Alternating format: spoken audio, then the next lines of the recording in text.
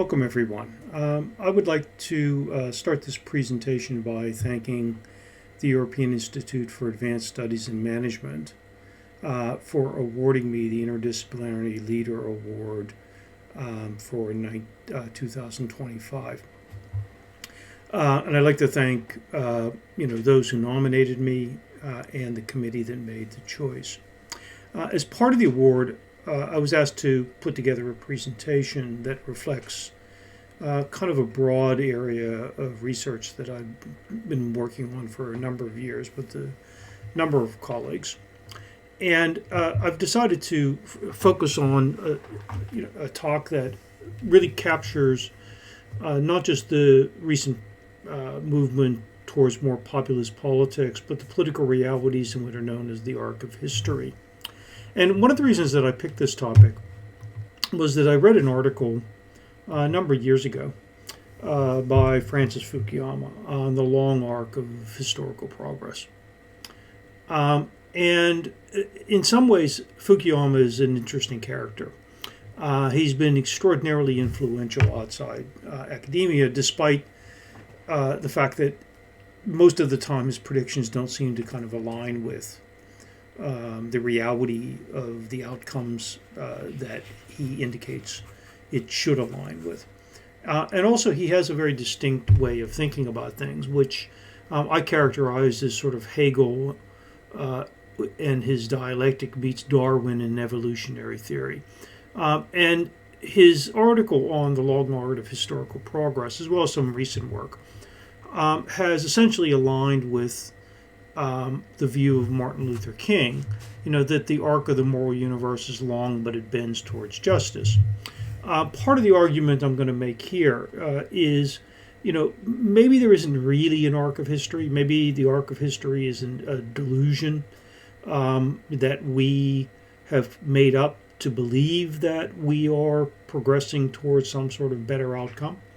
It may be that the recent changes that we've seen in terms of the nature of the progress of economic systems, the decline in conflict and a number of other things themselves are just an anomaly within that structure.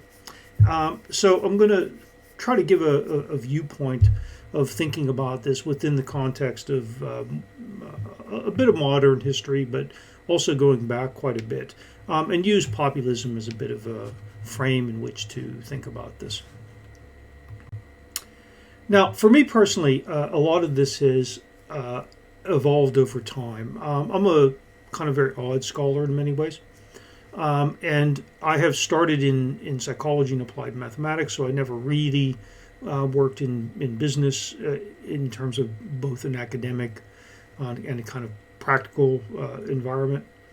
In addition, I also spent a large portion of my early academic career mainly teaching economics. So while I got a degree in psychology and applied mathematics from Carnegie Mellon, initially I went to the University of Chicago with the intention of getting a JD MBA degree, but ultimately got a PhD, an MBA, and a master's in public policy, and spent the first 10 years of my academic career mainly doing economics related topics. And one of the things that I did in the late 1980s was I wrote a book while I was in Germany on sabbatical about European markets. And the European market movement had been viewed by many as a kind of part of this arc of history, an evolution of a kind of more liberal economics, free trade type of mentality. But I didn't really see it that way. And in this book that I wrote, I really looked at all of the myths around, well, why did European integration occur? Who were the main players behind this? And there was myth and reality. In fact, it was not driven by changes in political thinking on the part of the European population. It was really not changed because people all of a sudden discovered that the European Economic Community was basically there to maintain a cartel-like structure. Everybody knew that from the 1960s forward. And in addition, most all of the things that one looked at in terms of the popular viewpoints of why this integration was occurring didn't seem to kind of line up with the reality of the data that was available. And so one of the questions I really asked myself at the time, and we did in this book, was why is this occurring now? What is it about the current set of circumstances that has led to the reality of kind of global markets driven European countries to make these radical changes? In other words, there was no incentives for the French to give up trucking cabotage, where trucks essentially half the time were moving around Europe empty, but had benefited French truckers? Or why was it that the European airline industry was going to be deregulated, or various financial markets were going to be deregulated, when it was clear that certain countries were going to lose by this quite dramatically? And the reality was that what was going on in Europe was really simply a European reaction to what was going on in the rest of the world. If you looked at what was happening at that point in time, European companies in main industries, telecommunications, computers, finance, you start to go down the laundry list of the hot industries of the 1970s and 1980s. The reality was the European companies were doing horribly badly. And European countries were falling far behind not just North American competitors, but also competitors in rising countries such as South Korea, Taiwan, and so on down the line. And therefore, the integration project was not this kind of blooming of liberal ideas. What it was a reaction to real economic pressures that were essentially pushing European companies to the sidelines.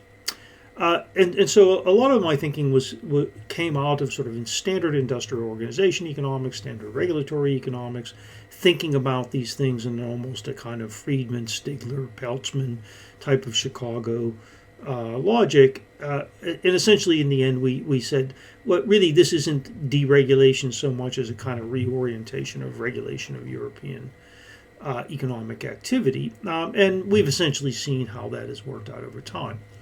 But at another level, I started to do work in the 1990s as part of a large research project, which we entitled the Civil Societies Research Project. And in this, what we started to do is we started to use experimental methods to disassemble the social and political preferences of individuals. And what we were doing here is we were looking at data that had been coming from surveys. Typical surveys would say on a 7 or 10 point scale, what matters to you. And one of the things that you see when you look at those sort of approaches is that, one, they are what are known as incentive incompatible, or they're not incentive compatible. And what that means is that individuals paid no price for saying that they cared about everything. And essentially, if you look at most of these social surveys that exist, people rarely tell you bad things. And so one of the things that we were really concerned about is we were concerned about how do you really understand what individuals will do when they're forced to make trade-offs. In other words, when they have to make a choice that is hard, such as how much do we trade off funding for children's schooling versus civil liberties, or how much do we focus on, let's say, gay and lesbian rights, as opposed to religious freedoms. And essentially what we did is we came up with a methodology which essentially had individuals play little games in some regards, where they were forced to make trade-offs. They had to give things up to get other things. And what this does is this led to a really dramatic difference in the way in which we kind of got a picture of people's social preferences. And we did this in 5 countries. We did it twice in Australia, the United Kingdom, the United States, Germany, and the Czech Republic, for about 24,000 people. And one of the things that this really showed is it actually showed a remarkable stability in the viewpoints of people. In other words, if you look at survey results, they tend to kind of show differences between countries. One of the things that we showed is we actually showed there isn't that much difference between countries. What really is the difference between individuals. And this really kind of highlighted another aspect of sort of how you start to sort of look at political thinking. But in my mind, if you think about the interdisciplinary aspects of this, the first set of work I was doing on politics was really very much driven by kind of standard political economics, political economy type of thinking. Not terribly interdisciplinary, if one would really think about it that way. The second set of work was really trying to address questions which were driven by individual preferences. In other words, what do individuals make choices about? And this really focused on decision making. It focused on the sorts of things that you see in market segmentation work and marketing. It focused on discrete choice modeling, which you see in transport studies or in economics and that nature. And it really opened up a real window in terms of thinking about kind of where are there the differences and similarities in political preferences and social preferences in these societies.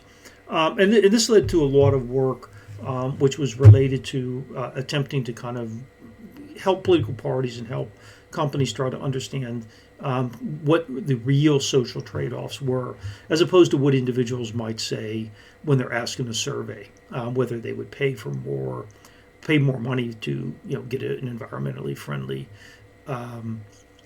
product. And one of the things that we showed that most of the social types of discussions that you get around environmentalism or around other types of issues, which might seem to be kind of really hot topics to academics, but the reality is that individual voters, to individual citizens in these countries, things like the environment, things like gay and lesbian rights, things like kind of esoteric types of issues around animal rights and other things really pale in comparison when you look against very fundamental types of things, such as civil liberties or the cost of living or the right to strike and other sort of kind of very basic things. And what that meant is that if these social issues were really going to be taken seriously, they'd actually have to in some ways displace more fundamental issues. And this comes back when I start to talk about populism, because the information in these studies really revealed why populist politics work in many regards. Now, with respect to a lot of the work that I was doing recently, which relates to populism, it actually started in a very odd way. I received the Forschungs Prize from the Alexander von Humboldt Foundation in, I think, 2008, maybe 2009, somewhere around that time. Which got me a position at Humboldt University in Berlin. And it allowed me to sort of spend some time working on a lot of different things. While I was there, I ran into another Australian, again, a guy named Jeff Malpas, who's a philosopher. He was also a Forschungs Prize winner. And Jeff is one of the world's foremost experts on Heidegger. And I got interested in kind of listening to what he was saying and thinking about what he was doing and asked him, can you send me some of your books? So I read some of the stuff that he did. And it also at the same time, I was reading a lot about the history of democracy. And there's really a quite fascinating book, really a very well-written book by John Keane, who I think is now retired, called The Life and Death of Democracy, which is a fascinating book on the history of democratic systems and the variety of democratic systems that we have in society. And what I did is I pulled all of those ideas in these types of publications into an article that I wrote for one of the inaugural issues of the Global Strategy Journal, in which I entitled Social Responsibility, Global Strategy, and the Multinational Enterprise, Global Monetary Democracy and the Meaning of Place and Space. And one of the reasons I started to think about this was to ask the question about the meaning of place and space, which is obviously part of Jeff's work. But also a notion that John Keane brings up about monetary democracy, and that is that you don't necessarily have to have a completely democratic system to have a situation in which you actually have a democratic monitoring of political leaders. In other words, even in places like communist China, the leadership can't ignore the population. They might ignore it far more than a poll-obsessed MP in a Western democracy, but the reality is that they can't ignore it. But the other aspect of this was that with the growth of the multinational enterprise, how do you think about how non-governmental organizations, how do they operate outside the boundaries of nation states? In other words, how is it that Amnesty International or Human Rights Watch can impose a bit of aspects of its will against oppressive regimes? In other words, how can NGOs influence Russia from outside Russia? In other words, what does it mean to be in a democratic system globally that is different from the way it is in different nation states? So in some sense, I was starting to really think about these ideas and ask questions that I didn't really think that were being asked in the kind of standard way in which people were empirically studying institutions in government, particularly in the international business field, but in management in general, and even in some areas of political science. But in addition to this, I was really kind of caught on how the definition of social responsibility, which is in some ways very much driven by Western thinking. How is that really fit in a world in which different cultures and different societies have different meanings for what is social and also have different meanings of what responsibility is? And these are going to be reflected in what it means to be a good corporate citizen within the context in which these companies find themselves. So you could be, for example, somebody who is, let's say, interested in the sorts of things that individuals in Alabama might be interested in if you're a company in the southern United States. But how does that play in Uzbekistan? How does that play in these other environments? And to what extent these local definitions of social responsibility can be affected and permeate outside the borders of the countries or the areas in which they're operating. And I wrote an article also sometime around this time when I was one of the editors of Academy of Management Perspectives called "The Good, the Bad, and the Ugly of Corporate Social Responsibility." And one of the things that I talked about in there is that there's no moral background which implies that corporate social responsibility is in any way, shape, or form a vehicle for good.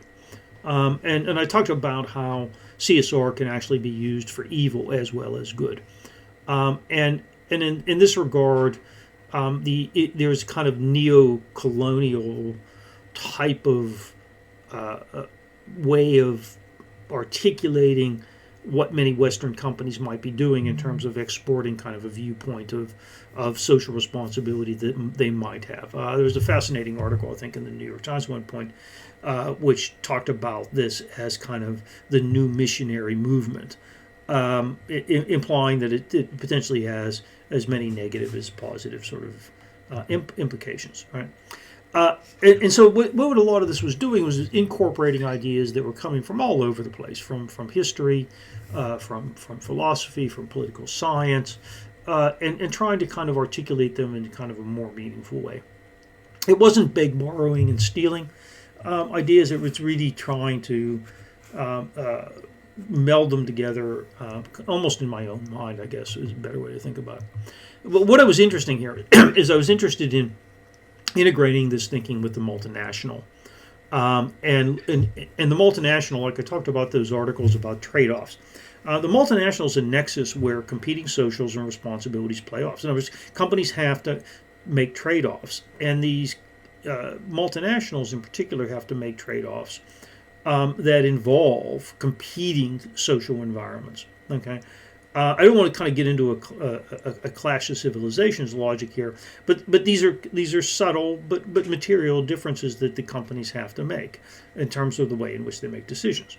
The other aspect of this was to move away from what is historically kind of bedeviled a lot of work in management and political science and elsewhere, where there's a state-based and institutional understanding of things. In many of the main pieces of research in political science and in management focus on kind of institutional economics, institutional quality, and it doesn't really kind of dig deeper into the nature of kind of amorphous, more formal institutions that operate across nation states. This becomes more important in today's world because social media is fundamentally borderless to a great extent. So in that regard, it can have enormous impact. And then I was really looking at trying to just find a better way of thinking about socio-political interaction. In other words, how is this kind of more co-evolutionary way in which society and politics interact? And you can see, some of the things that kind of fall behind this. If you look at some data, this is a number of years old, but it's very consistent data. Most people think democracy is good. They think direct democracy is good, and they think representative democracy is good. Although they prefer representative democracy. This is against survey results. The interesting thing is that they don't like rule by strong leader, and they don't like rule by military, right? So this is looking at 38 different countries. But this hides a problem, okay? And this is where I think when you start to dig deeper, you start to then say, okay, something else is going on here, right? Because why are we seeing what we're seeing today in terms of the rise of populist leaders, but also the rise of more authoritarian leaders? When in fact it doesn't seem to be the thing that's preferred by most people in most countries. And you start to see this when you dig down, okay? And that is when you look at, for example, a breakdown between education and support of military government, people who are less educated across every single country want a strong leader or a military government, okay? And this tells you something because in countries like Peru, there are more people with less education. Same in Colombia and Senegal and so on down the line. In the U.S., again, you would think, well, okay, hang on a second here. There's got to be kind of a fair number of people who have more education, okay? But there's still a kind of sizable population that would be considered to be kind of in the low education spectrum. But this is a consistent thing. In other words, the prior statistics I showed you on people preferring democratic systems hides a variety underlying that in which there are individuals who prefer something different. But the other thing is that they're also concerned about a difference between democracy in the abstract. Democracy is a better system than authoritarianism. But how is my democracy working? Okay, and this is where you see a big difference, right? In other words, while most people think democracy is great relative to authoritarianism, they don't think their democracy is great. And this shows up in terms of the nature of where people think the institutions are kind of listening to them. Okay, and that's telling you something about the nature of the system. People believe in the system as a theoretical construct, but they don't actually think that in an operational way that the system is in some sense working for them. And this is true across countries. And so just by focusing on the notion of democracy, the notion of democratic system being better than an authoritarian system, actually hide a real important component of this that reflects the difference between democracy in theory and democracy in reality. And this, it's not a new idea. If you look at Alcuin of York, who was writing to Charlemagne in 798, he said, and those people should not be listened to who keep saying the voice of the people is the voice of God, since the riotness of the crowd is always very close to madness. So in some sense, what people were saying, if you look at the data, I would argue, is that they do prefer representative democracy as long as the representatives listen. In other words, people aren't necessarily asking that they should be listened to as a crowd, but they should be represented. Their leaders should, in fact, be listening to them or attempting to better their lives or do things in that sort of way. If not, then potentially you end up kind of in a world in which you're going to have to, the riotness of the crowd takes over. So a second set of things, and this is really populism kind of aspect of this, arose in kind of looking at the nature of political purpose and reality. And there's quite a famous book by Hall and Sakichi called Varieties of Capitalism. I am not a fan of this book. One of the reasons I am not a fan of this book is they talk about varieties of capitalism, but actually don't really look at wide varieties of capitalism. Most of the countries that they examine in the book are really very, very, very, very similar. And this kind of reflects back, if you look at Keynes' history, Life and Death of Democracy book. He actually talks about democracy in a very, very, very broad way. Now, when I first presented that article that I wrote about this, one of my colleagues, a very, very, very famous academic in international business, said, democracy is all about, kind of one person, one vote, et cetera, et cetera, et cetera. You're making this too complicated. And actually, my response to him was, actually, no, you're too naive about this. You're making it too simplistic. You're assuming that there isn't a lot of variety in democratic systems, and that one form of democratic system is better than another form of democratic system. Where if you read Keynes and you listen to what it was that I would be arguing, there simply are varieties of different democratic systems. I think that this book does a disservice in terms of the nature of looking at capitalism. The other aspect of this is the book is very much in an institutionalist tradition. It ignores political actors. It ignores individuals as drivers of political outcomes.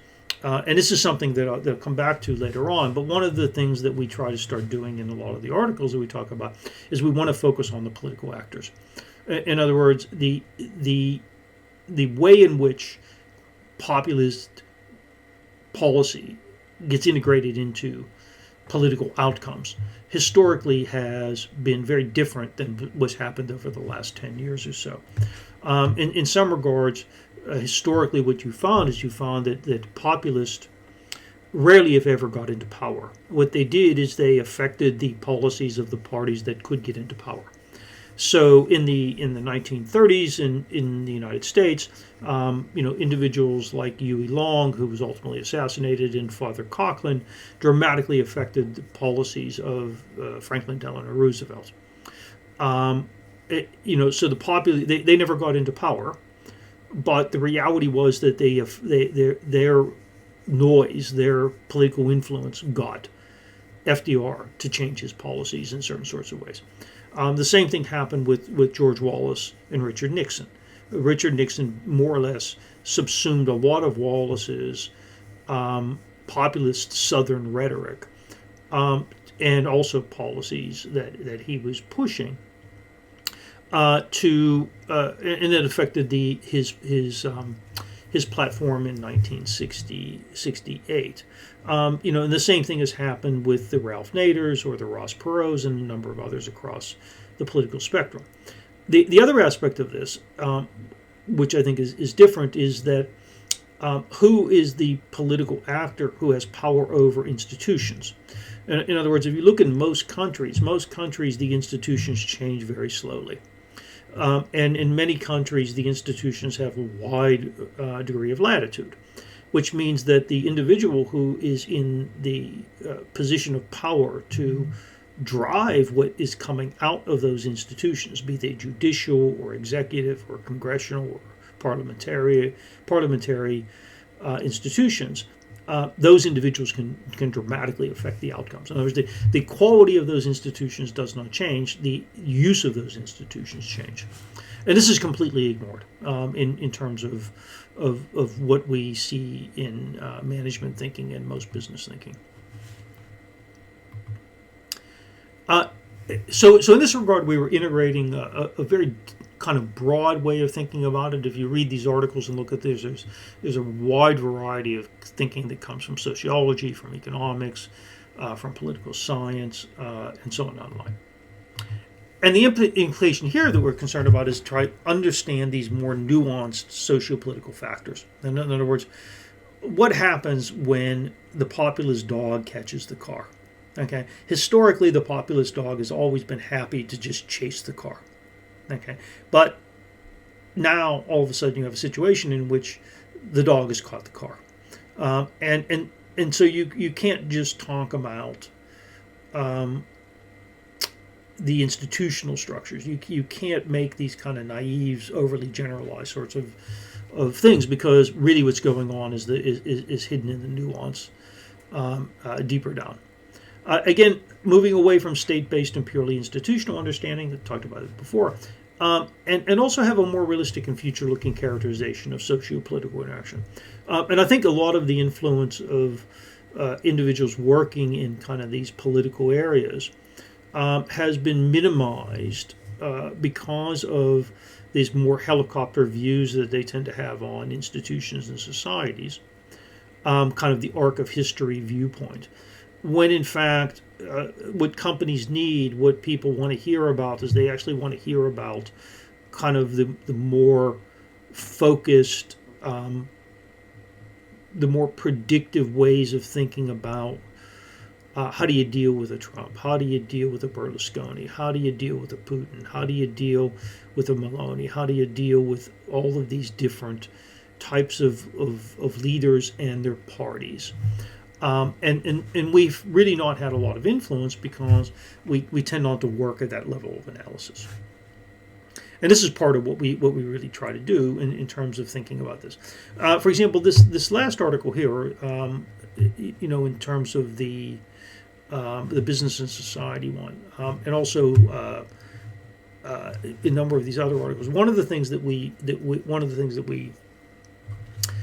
predicted in those articles was that when a populist party comes into power and has a very specific kind of populist agenda, that the amount of investment companies put in things like CSR, ESG, declines. And therefore, you would expect them to reorient their not only political orientation in terms of the nature of issues they might consider to be important, but also where they put their investment dollars.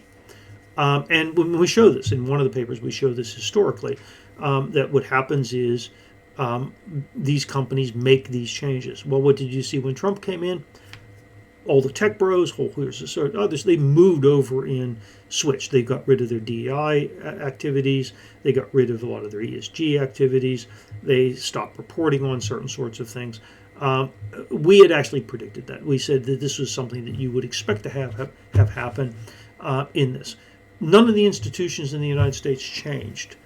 The individuals driving those institutions changed. So one of the things I want to do is I want to try to start kind of the general discussion around the arc of history with a video. And in this video, it's really meant to kind of set a scene. Okay, and I'm going to do it in kind of a humorous way. And the humorous way being using Billy Joel's "We Didn't Start the Fire," but starting in a medieval environment, just to kind of take it back in history.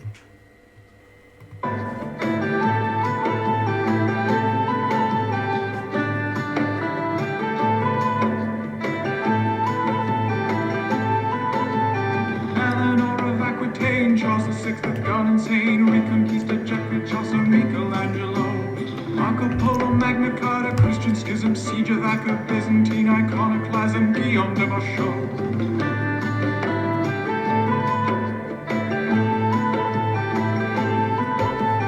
Charlemagne, Alfred, and Boleyn without a head, two things here to read, but the Nibelungen lead, Castile with Aragon,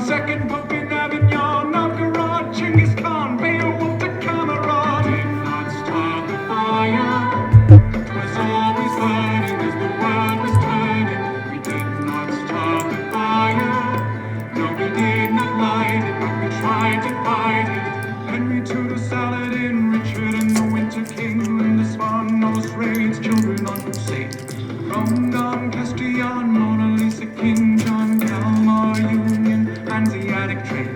Kipchaks, horseback, Constantinople sack, song of Roland, Sifton, Mandalakia, Holy Land, Grunwald, Manzikert, Barbarossa, Golden Spurs, Joan of Arc, Patriarch, Battle of Lepanto. Did not start the fire, 'twas always burning as the world was turning. We did not start the fire, no, we did not light it, but we tried to fight it.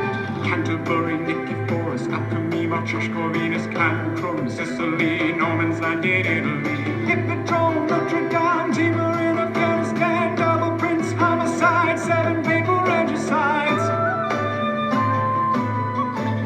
Edinburgh, Malta, Venceslas, Bohemia, Hunedoara, stronghold, Mansa Musa's got gold, Ghazi, Gutenberg, Baghdad, and Musselburn, gunpowder twofold, panic against the Mongols. Did not start the fire, it was always burning as the world was turning. We did not start the fire, no, we did not light it, but we tried to fight it.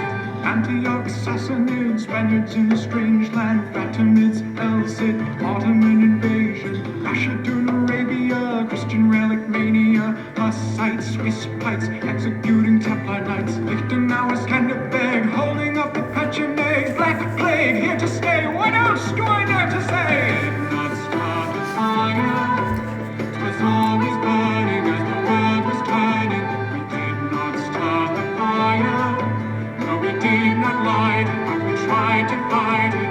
Nicaea, troubadours, William Wallace, Tony-Boar, Falkirk, Glassworks, Stamford Bridge, Gurk Turks, 3 of famine medicine, Barons, Ulster Sovereign, Carouge versus Jacques Lebris, Carrack sail across the sea, Waldburgers, Facebook, Haslan and the Seljuks, Clontarf, Lombards, Habsburgs, Bannockburn, judged denied by Thomas More, Montezuma is no more, curse this German peasants' war, I can't take it anymore. We did not start the fire, it was always burning as the world was turning. We did not start the fire, but when we are gone, it will still burn on and on and on. We did not start the fire, it was always burning as the world was turning. We did not start the fire, no, we did not light it, but we tried to fight it.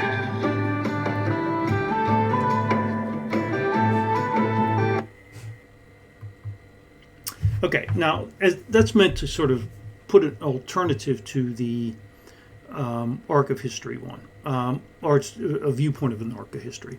In this regard, what we're looking at is we're looking at kind of a series of kind of events, obviously which might be related to one another and have kind of short-term interrelationships, but there's an enormous amount of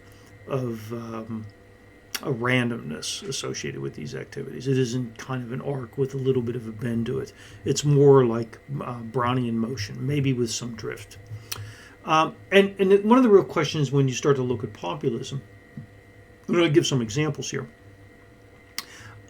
is, populism has been kind of a random thing bouncing around. And in the sense that I'll talk about this in a number of minutes, but there's a long historic tradition of populism. But more recently, we've seen kind of examples where populism is kind of linked to a number of historic factors. So if you look, for example, at one example of sort of a populist uprising, which had big influence on policy, was Brexit. And if you look at a map of the United Kingdom, you see a couple things, right? The first thing that you see is that Scotland's very different. The second thing that you see is that there's an enormous north-south divide, with some exceptions. And there's a lot of information that shows that areas which have universities, Manchester, Liverpool, Birmingham, obviously London, Oxford, Cardiff, and so on down the line, Edinburgh, Belfast, voted to remain. In areas which had more international trade links tended to vote remain. Areas with higher income, if you look at a little blue dot kind of in the northeast of England, dark blue dot in the northeast of England, that's where I live, which is a kind of high income, very international kind of area in a sea of kind of Brexit related counties. These sorts of things tell you one aspect of what it is that's going on with respect to Brexit. But everybody who was involved in the Brexit debate, and I happen to be, kind of reasonably heavily involved in it through the university and my role in the university at the time.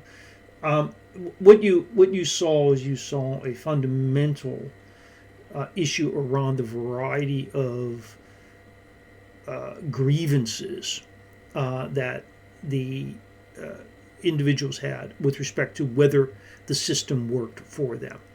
And in fact, there's one quite nice study that showed a very strong relationship between areas where mad cow disease broke out and the farmers were quite directly affected, and in some cases very devastatingly affected by the response to this, which was really related to the EU blocking British beef moving across borders. When I was doing a whole series of kind of town hall meetings and involved in debates and things of that nature, this incident, the mad cow disease incident, came up an extraordinarily large number of times, even though it was at that point in time probably 15 years old. Okay, and there were a whole host of kind of grievance cases that it was clear that from a kind of larger scale geopolitical reality of life in London and the United Kingdom and the European Union, it didn't matter. But it mattered in these locales, and in a situation in which the individuals had a vote, it really mattered. The Scottish case is also a particularly interesting one because it really related to a deep-seated animosity towards London, but also the fact that the EU was a countervailing force to rule from London. If you look in Northern Ireland, the more Catholic counties that were closer to the Irish Republic, more likely to remain. If you were kind of an old-style loyalist in terms of your voting preferences, you were much more likely to vote for Brexit. In other words, a vote to remain was potentially viewed as a threat in Northern Ireland. But each of these places had very different reasons for it. But the accumulated effect of those different reasons led to a kind of populist outcome. And you see this if you look across countries. If you look, say, between 2000 and 2017, the change in the vote share of populist parties goes up in virtually every country. But again, in most regards, these are not government-winning majorities, but they are policy-influencing minorities. And in fact, that's been typically the case. The examples being places like Hungary and Poland and Italy is case. You also see a rise in the number of populists. I think one of the things that people have a tendency to not understand is that many countries have always had traditions of populism. And I'll come back to this in a minute. But they fail to recognize that Obama was a populist. Obama was not your ordinary democratic political machine politician. He was a populist. He wasn't quite the populist of Bernie Sanders or a number of other Democrats, but he was on most populism scales. He actually scored high. Putin has been typically high on populism measures. Obviously, Modi would be, but also Xi Jinping. Populism is not an isolated phenomenon. Okay. In fact, if you look at the number of countries which have populist leaders or strong populist influence on policy, they're quite substantial. In fact, most of Europe has an extraordinarily strong populist component to almost all the governments. Now, when you look at the definitions of this, and this is one of the things I think that's been one thing that's sort of been missed across the range of thinking in this thing. is that most people don't know what populism is, even though they talk about it all the time. A little bit like pornography, I guess. What ends up happening is that there are different interpretations that come from different disciplinary perspectives. And just for edification, I put up kind of the four main ones that people talk about, in which we sort of categorize within our own work. So we try to pull these together. Effectively, each of these has some validity, but each of these is kind of more driven by an attempt to use a disciplinary perspective to explain things, right? So in economic views of populism, looks at, as you might suspect, the economic security of segments of the society and income distribution. The more political institutional ones look on it as a large-scale political project around social class. The ideological one is much more philosophical, almost a more kind of religious viewpoint of us versus them, good versus evil. And the more structural one is related to kind of a more almost arc of history, type of view, but it's more related to political structures. In other words, how do different groups get together and all this. Part of the difficulty is, depending on who you're talking to, you're not going to get a singular definition of what populism is, right? In some sense, the way we try to kind of characterize it is maybe you don't try. What you do is you recognize that each populist movement has its own characteristics that can be talked about on these four dimensions to a greater or lesser degree, depending on what it is that the political parties or the political leaders are trying to promote within the context in which they would find them. So if you took, for example, Indian populism under Modi, there clearly is an ideological component to this in terms of the nature of Hindu nationalism. There's a little bit of this, and I'll talk about this again a little bit later on, even in the American Trumpian view of this. We recently wrote an article that's coming out on kind of religion over time. In other words, history of religious movements in the United States related to kind of what you see in terms of Trump. Whereas if you read most of the literature in international business, they typically kind of take an economic view of this and sort of say, well, it's really related to the distribution of economic rents. It's related to income redistribution. It's led to kind of groups who have fallen behind. But those singular types of explanations don't really work, which means you need an interdisciplinary type of perspective, because none of these really kind of captures the varieties of populism. And that's why we wrote the article entitled Varieties of Populism, which means that there's very much individual country or individual kind of political district type of aspects to populism. Even in the United States, there's different populism, different forms of populism in rural areas versus more urban areas. It's also that populism has existed through history. I mean, you can go back to bread and circuses, but you can think of a whole host of these, and I give a whole series of quotes here, starting with Henry IV.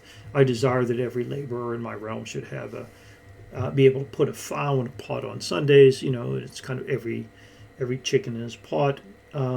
Huey Long, I'm for the poor man. All poor men, they got to have a home, job, decent education. Every man a king. That's my slogan.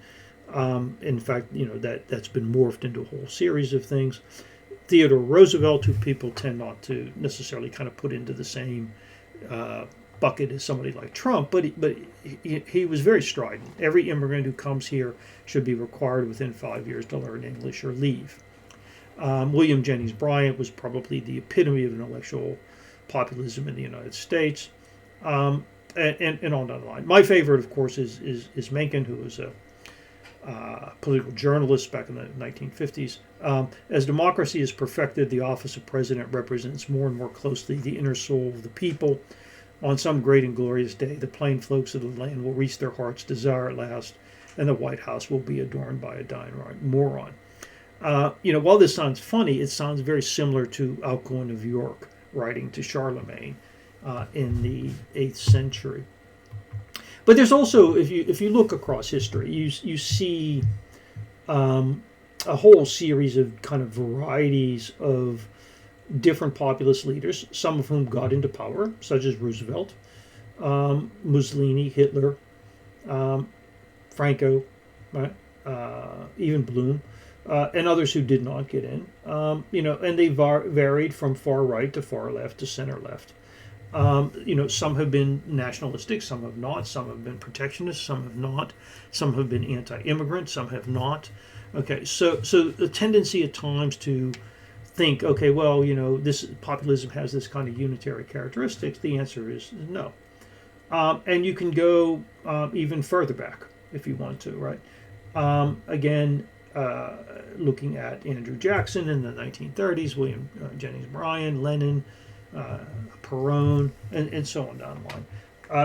Again, it isn't as if there's a kind of immediate and obvious kind of mixture of triggers here. Probably the strongest trigger is related to a weak economy and high income, but also political paralysis to some degree. But again, there are varieties here. In other words, you can't say, well, okay, here's what populism is, here's what it represents, here's how it operates. So in terms of our work, we try to sort of also look at a number of different dimensions that we thought will help us characterize this more. And we did this with respect to a number of more recent populist leaders, how they got into power, how they maintained power, what their philosophy was, and so on down the line, whether, how they were elected. And we tried to focus this in a number of different ways. But we also tried to focus it by looking at a perspective that was different from what other people had done. All right, so if we looked at all the work in the major journals, Global Strategy Journal, Journal of International Business Studies, Journal of World Business, there are lots of papers discussing this. What is interesting is that they don't take a view at a level of analysis that kind of reflects what it is that we've been talking about. They tend to look at it at a national level. They tend to look at it in a very naive way around the quality of institutions, which are mainly driven by how things are done, measurable on large-scale databases, so it's very cross-sectional.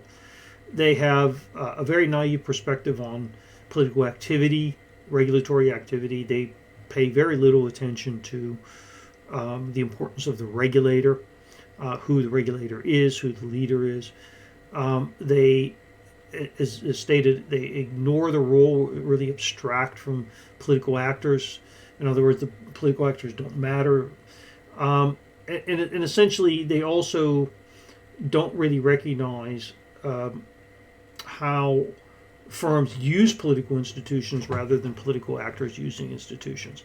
In other words, they have forgotten in some ways the history of how nascent multinational enterprises, such as the East India Company or Chiquita Banana or Dole Pineapple, how these firms in fact drove political activities, drove political actions in the countries that were involved. In other words, they fail at a very basic thing. And one of my favorite quotes is one by Ambrose Bierce, who was, again, a journalist, wrote a number of quite interesting books, very strange individual. And he wrote a book called The Devil's Dictionary. And he wrote a definition in there of politics, a summary of which is a strife of interest masquerading as a contest of principles, the conduct of public affairs for private advantage. In other words, what do the firms get out of this? What do the firms get out of their interactions with governments? In other words, firms invest enormously large amounts of money in lobbying activity. The real question is, what is it that they're actually getting from as a return on the funds that they're putting into those activities, okay? As opposed to firms being affected by political institutions, which is what the dominant perspective is that you see in the academic literature and management, really what we would focus on is we would focus on no. It actually the outcome that the firm is seeing is related to the investment that the firm makes and also the investment that competing interests make. So this is not a public interest sort of view, and the firms in some sense are regulated. The firms are actually making investments in terms of the nature of the things that they expect political outcomes to arise from. So one of the things that we do in our work is we try to simplify this, and we really simplify it in three ways. We ask questions around what's the nature of the populism, in terms of whether, in terms of populism, something like populism scales, but also whether that is narrow populism or broad populism. Okay, is it broad and deep? Is it narrow and shallow? In other words, the populism of William Jennings Bryan was actually quite deep in a rural way. It was very much rural populism. The populism of Donald Trump is not. It's actually very, very broad, but in some ways very, very shallow. So there are different characterizations of the nature of the populism, which you could go back to those four definitions that we gave before. The other question is, what's the intent of the populist agenda? Is the intent to acquire power, or is it to actually extract rents or to engage in redistributive policies? But it doesn't necessarily have to have power to be able to achieve those outcomes. Okay, if you look at the United Kingdom today, obviously there's a kind of more populist, more kind of right-leaning party under Nigel Farage in Reform. You can see that Reform has caused the Labour government to change policy. It is engaged in activities that it would not otherwise engage in had Reform was not there. For example, the recent Supreme Court decision in the United Kingdom around the definition of a woman, that Supreme Court ruling doesn't say this is a definition of a woman. What it says is this is the definition of a woman under current law. If the Labour government didn't agree with that, the Labour government, which has a massive majority, could easily change that law to change the definition. But it has chosen not to. It says we will listen to the Supreme Court. What it's really saying is it's saying we think this is a political third rail. We're not going to touch this. And the reason we're not going to touch this is because Reform is there. My prediction would have been if Reform was not there, if it did not have the political power at the local elections that it had shown in the recent local elections, that maybe Labour would have changed that law. The same thing has been true in country after country. The CDU has changed policy because of the AFD. There's no doubt that French policy has been changed because of the populist agenda that has been percolating there for 35, 40 years. So this is the reality. Reality is, what is it that the populists want? Do they really want to acquire power? Or do they really want to affect policy, okay, without necessarily having to acquire power? Because acquiring power is actually quite costly.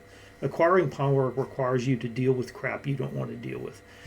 Being able to influence the policies you want to affect is maybe a smarter agenda. And then once in power, is there a desire to maintain power? We saw this in Poland. We saw this in Hungary. See it to some extent in the United States. The question is, do you want to change institutions in a way that actually perpetuates or is necessary to perpetuate the agenda? In Italy, we don't quite see this in the same way, which is really quite interesting when we examine it. So in many other areas, the populists don't want to contest the system in terms of it. They're willing to kind of play along with the system. And then what's the form of the acquisition of power? And so what we're doing here is we're trying to characterize what it is that gives us a kind of picture or a map of the agenda. So we can talk about these things, quasi-independently. At least conceptually, we can talk about them, but they're not going to be independent in practice. Okay. But it also tells you that the implication of this is that the nature, intent, and form of power interrelate with the different polities having realized populism becoming material in different ways. Okay, so you can't just sort of think about this in a kind of very unidirectional or very simple way, right? So what's one of the implications of all this? One of the implications is that you have to really think about institutions more holistically in terms of their actors and the positioning of those actors in that institutional system. Examining institution absent individuals can potentially lead to a lot of mistakes because institutions change slowly, but the occupants of power in those institutions can change quite quickly. Also, in different countries, the institutions may be much tighter. I jokingly sometimes say that in Singapore, you can almost pick somebody up off the street and stick them into a position because the institutions are so overwhelmingly kind of power bounded. In places like the United States or the United Kingdom, pretty much you almost have carte blanche in terms of the nature of what it is that you do. The U.S. was meant to be a system where competition keeps the institutions in line. In other words, the U.S. was built to be an inefficient system to begin with. It was never meant to be an efficient system, so the idea of a Department of Government efficiency is almost antithetical to the origins of the Constitution. But in parliamentary systems, ministers can have extraordinary power, particularly if they have if there's a large majority for their party in parliament. So this idea that institutions change slowly, in essence, means that you miss a lot. In other words, the real source of variance over the short term is who occupies administrative positions. The distribution of political outcomes matters. Okay, and this goes back to what we talked about at the beginning. If you don't really look at the distribution, you make real mistakes. One of the things that we found when we were looking at these social and political values that I talked about at the very beginning was one of the things we looked at is we looked at how people rank dealing with minorities, dealing with lesbians, gays, women's rights, and so on down the line. One of the things that showed up there, which was really fascinating, was that what matters in terms of your support for these types of activities, or in fact your lack of support. In other words, were you very much, let's say, anti-gay, anti-women's rights, anti-equal opportunities, was how strong your religious activities were. It didn't matter whether you were a Muslim, a Christian, a Hindu. Those things didn't matter. What mattered was the strength of your religious beliefs. The stronger your religious beliefs were, the less tolerant you were. And that was consistent from every single country. And therefore, the viewpoint, for example, when you sort of say, well, there are more religious people in America than there are in the United Kingdom or Germany who have strong religious beliefs. The answer to that question is yes. But if you look at people with strong religious beliefs across these countries, they all seem to have the same pattern. So you have to look at these distributions, right? And in terms of the distributions of the gains, but also the beliefs and other things, right? You have to think outside the state. If you believe that culture and state matter, you will find culture and state matters. What you really have to look at is you have to really look at a kind of broader way of thinking about this. What really are kind of the tribes that span boundaries? And for example, that religious example that I used, it tells you this, right? In other words, individuals who have strong religious practices in one country really do look a lot like people who have strong religious practices in another country. And in fact, they look more similar to one another than they do to other people in their own country.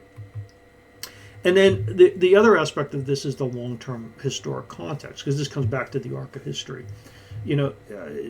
Is there really a arc of history, or is there just a kind of a bit of wild free-for-all going on, which drives activities? In other words, is it really an arc, or is it just kind of a random walk with drift? And you can see this in a number of examples where this history matters. So if you look at Germany, Romania, and Poland, one of the things that you see that the voting patterns, even in 2015, relate back to the old imperial borders from before the from the First World War. And the question is, of course, well, why does this arise, right? Well, if you look at, for example, in the case of Romania, that's very different, for example, from the case of Poland. In other words, Poland was divided.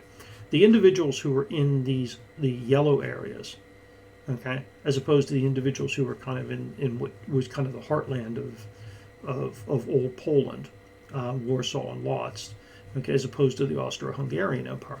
The individuals here who were, this was formerly Germany.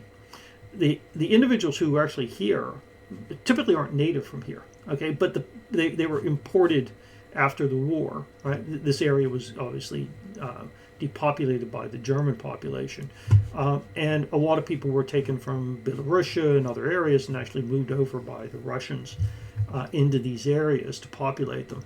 But one of the things that's interesting is is you still see these differences, right? Independent of why they appear. That would not be true, for example, in the case of Romania, as it would be in the case of Poland. Again, you see the same thing in Germany. Okay, in other words, the effect of the DDR, the German Democratic Republic, is still pervasive, right? The real causal mechanisms of this going to be subtly different. In other words, this case here was related a lot to the movement of young people after the fall of the Berlin Wall, which left a population which was fundamentally very different in terms of the nature of how they were treated, or at least how they feel they were treated, as opposed to the level of investment, because the level of investment in here was actually quite enormous. The big issue was that the population changed. This population became much older. It became more reflective of diehards. The type of individuals who were here, as opposed to those who could move with their feet, was very different. Okay, so you see kind of these longer term historical trends, and you see this again over time. So this in the Polish case, it really shows up, but this type of logic doesn't work in the case of France. In the case of France, if you start to try and say, well, how do I look at the presidential election vote and how do I compare it to things like share of foreigners or income levels or a whole host of different things, the answer is the same logic doesn't apply. In other words, the historic precedent that allowed us to examine the prior set of graphs doesn't really allow us to understand what's going on in France. Okay, so in some cases, the nature of that history is in some regards quite pervasive, and in other regards it's not. In other words, it goes back to this varieties notion. In other words, the populism in the Romanian and in the Polish case or in the German case is different from the populism in the French case. Okay, so there are these subtle differences that can't just be naively and simply thought about as having kind of value. But you do see changes, and this is really where a lot of the things I think, particularly in the United States, show up, because you can see big differences. But studies have shown that similar effects seem to be occurring in other countries as well. If you looked at the United States in 1994, and you compare it to the United States in 2014, and then going forward, I'll show in some other statistics in a minute, you really do see a change. In other words, it used to be in 1994 or 2004, everybody fought for the median voter, right? Big overlap in the center of the distribution. Now what you see is the distribution is shifting. In addition, where the parties would sometimes kind of not have a view, there'd be a difference between Republicans and Democrats, but they didn't hate each other. Or they didn't view it as a kind of us versus them. It didn't become a philosophical or ideological type of difference between it. Whereas today, this is the case. As you move forward, Democrats seriously dislike Republicans, and Republicans seriously dislike Democrats. Now, the good thing, of course, is that most people are not Democrats or Republicans. That's a different issue. You see this in terms of the nature of the distribution. In other words, the tails of the distribution become the tail wagging the dog becomes much fatter. The tail is bigger. This has actually progressed. So the Democrats, have skewed much more to the left. They've got a fatter tail on the left of the distribution. The Republicans have a fatter tail on the right of the distribution. Those have gotten worse, and you can see that. Okay, in other words, the splitting of and the disappearance of the median voter has kind of changed this. This has changed the nature of politics. What it means now is that you're not going to get switchable voters in the middle, but what you're going to get is an attempt to disenfranchise voters. In other words, the people who are loyal to you are going to remain loyal to you. The people who are going to be loyal to you are going to remain loyal to you. The individuals who are not loyal to you are not going to remain loyal to you, and therefore you essentially you're going to get a lot of safe seats. You're not going to get very much switching, and therefore the movement is more towards to try to suppress people from being able to vote for your opponents. And this has been added to a kind of other distributional aspect in the United States, which has been the movement of income away from the middle of the voting class. And you can see this. In other words, the percent of individuals who hold enormously high levels of wealth in the United States has increased. This has led to kind of very interesting kind of backlash. More recently, Trump has kind of proposed to Congress to increase taxes on people with high levels of income, I think over 2.5 million. Republicans have historically been against this type of taxation model, but he's realizing in some regards that the oligarchy and these wealth distributions matter to his base, and therefore, if anything, he at least wants to have a symbolic attempt at trying to tax the uber wealthy. So part of all of this is related to how the press and the media have kind of looked at political personalities and also thought about overly simplifying relationships. In other words, populism they equate to fascism. They don't really kind of recognize, or at least want to acknowledge, that the Democrats have their own populism, that Obama was in many regards a fairly strong populist, although more of also an internationalist, but he had populist components to it. And many of the activities that Obama engaged in are activities that Trump is engaged in, particularly an unwillingness to work with Congress and to use executive orders. At the same time, in academic work, we tend to overemphasize contemporaneous structural mechanisms. Looking at institution structures or things like wealth variation, we tend to also overemphasize personality in some regards. I make an argument that all the work that we've done on populism would not have been possible had Trump not been elected. So in that regards, there's a bit of kind of an overreaction to contemporaneous events, but also a tendency of simplicity, like journalists focusing on really narrow definitions of what is populism. The problem is the underlying mechanisms are long, entangled, dynamic, and multi-level. So in some regards, the trigger is viewed as the causal mechanism when it's actually nothing but a trigger. In other words, Trump isn't the causal mechanism. Trump is simply the trigger that's led to a specific political outcome. But in many people's minds, he's viewed as the causal mechanism. In our mind, that wouldn't be the case. And in fact, in this article, Faith, Fanaticism, and False Prophets, this is one of the things that we argue. We in fact argue that what you're seeing in the United States is in fact a long process, a process that has been going on for 250 years. And essentially what you get is you get a lot of kind of disciplinary but simplistic disciplinary kind of viewpoints, whereas what we've tried to do is we've tried to meld them together. So what I'm going to do is I'm going to come back to the video I showed before, and I'm going to actually give you a modern update of this.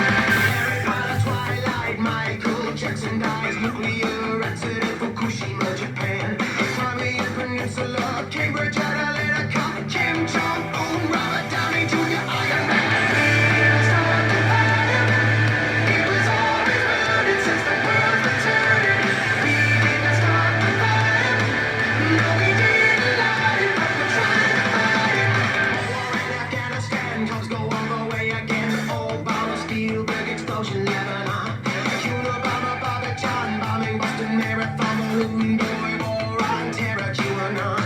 Trump gets impeached twice. Polar bears got no ice. Fire fest, Black Parade, Michael Phelps, Y2K, Boris Johnson, Brexit, Kanye West and Taylor Swift, Stranger Things, Tiger King, ever given Suez.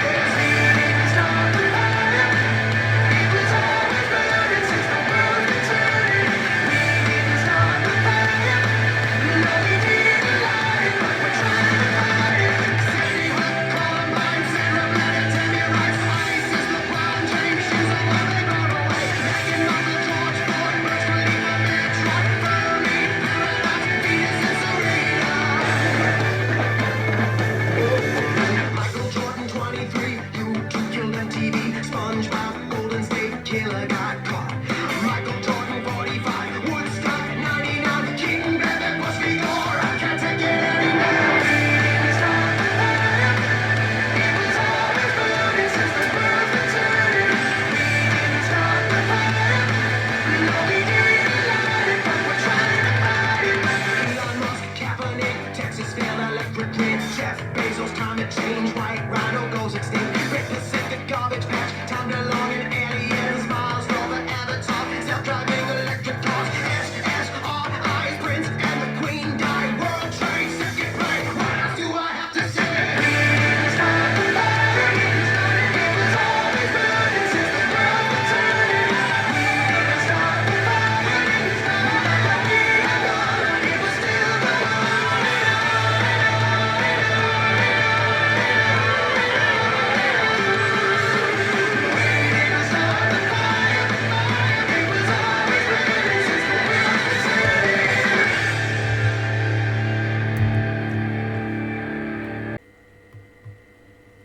So, in conclusion, the real question that I want to kind of leave you with is there really an arc here? Is Fukuyama right? Is Martin Luther King right? That there's an inevitability that liberal democracy is, the end point, or at least a kind of intermediate end point, is more justice going to be one of the conclusions that follow from this, or are there regressions?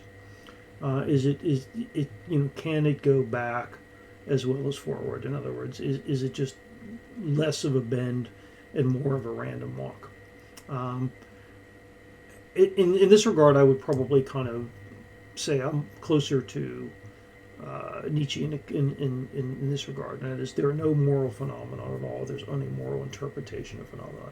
I think that there's a tendency to be deluded that because we have seen the arc of history bend in the last 300 years since the Enlightenment in a specific direction, doesn't mean that if we took a kind of more broader perspective over centuries, that we would say, well, maybe it isn't really the case. What we see is maybe some good years.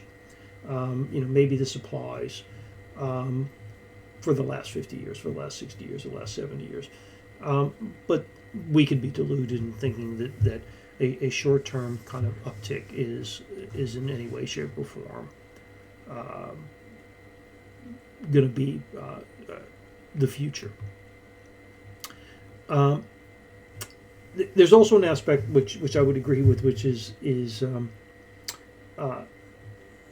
related to George Orwell and his essay "The Road to Wigan Pier." Progress is not an illusion; it happens, but it is slow and invariably disappointing. You may not be getting the progress that you think you're going to get, and I always relate this back to a lot of developments in social media. When the internet was kind of really developing, people had a naive view about the way in which it was going to go. More information, people were going to be more educated, they were going to be more informed. The opposite has happened. We've got progress, technological progress, but have we gotten social and political progress? Have we, as many some scientists believe, have we gotten dumber? Have we, in fact, not really progressed on one dimension while we seem to have progressed tremendously on another dimension? and this is also brought up by James Baldwin in an interview he gave in Esquire magazine, and it is, you always told me it takes time. It's taken my father's time, my mother's time, my brother and my sister's. How much time do you want for your progress? So I think when we think about these sorts of comparisons that we get in a lot of the work that we've done, related to the nature of development, the nature of the causal mechanisms underlying things, I would make an argument that be careful, it's not an illusion. Don't give it moral overtones when in fact those moral overtones are really reflecting what you want it to be rather than what it may in reality be. And also think about the perspective. In other words, James Baldwin's making a point about, our perspective is not your perspective. So in that regard, I would conclude by saying, I'm not convinced there is an arc of history. I'm convinced that there has been progress on many dimensions, and there has been regression on a number of other dimensions. And that the human capacity to rationalize what it is that it perceives itself as seeing is without bounds, but it may not necessarily be correct. So thank you.